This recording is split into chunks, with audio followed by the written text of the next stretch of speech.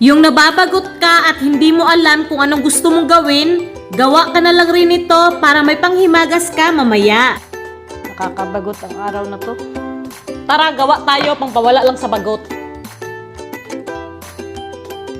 Painitin ang kawali sa mahinang apoy lang. Margarine, 1/2 cup.